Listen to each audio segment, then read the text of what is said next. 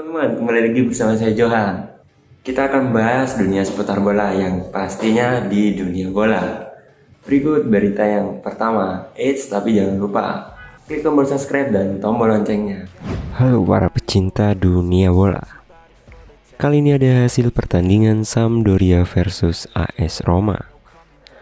AS Roma berhasil memetik 3 poin saat bertamu ke markas Sampdoria di laga pekan ke-31 Serie A di Stadion Luigi Ferraris pada Minggu 3 April malam.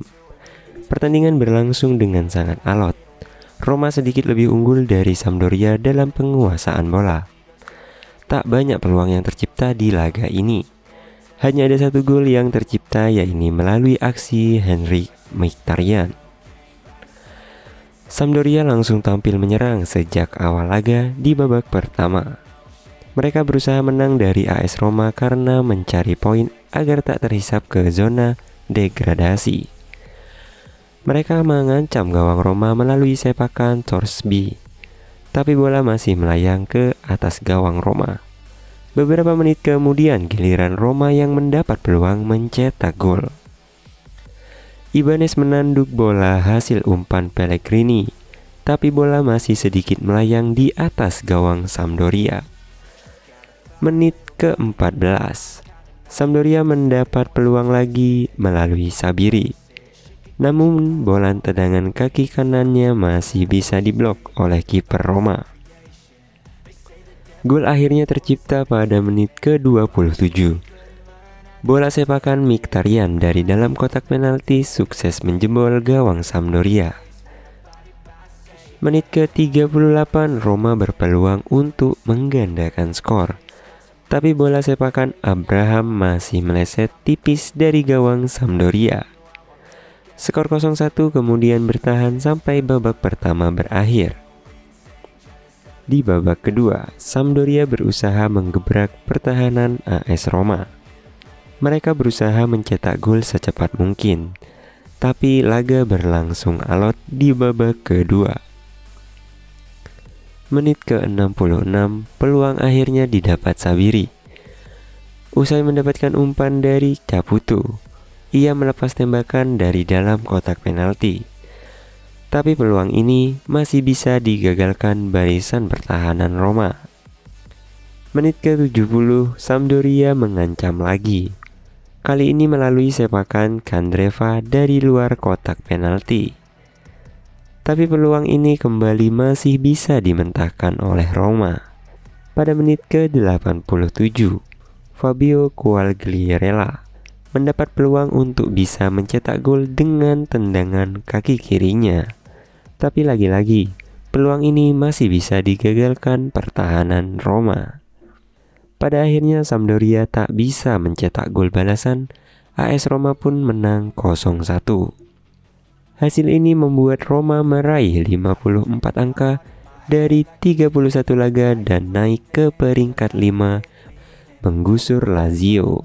Sementara dua Sam tertahan di posisi ke-16 dengan koleksi 29 poin saja untuk posisi Sampdoria sendiri.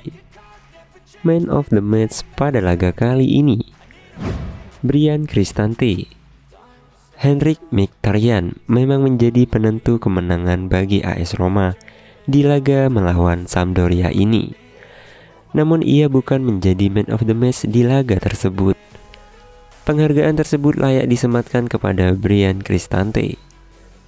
Penampilannya paling solid di antara semua pemain lainnya.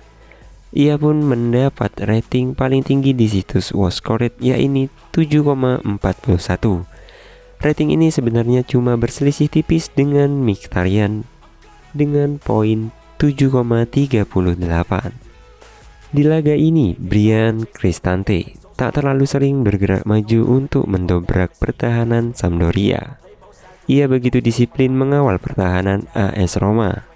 Situs WatchScored mencatat ia memenangkan 4 duel udara. Ia juga melepas 10 umpan panjang dan 6 sampai di target. Cristante juga membantu mengontrol jalannya laga. Ia mencatatkan 66 operan dan akurasinya 78,8%.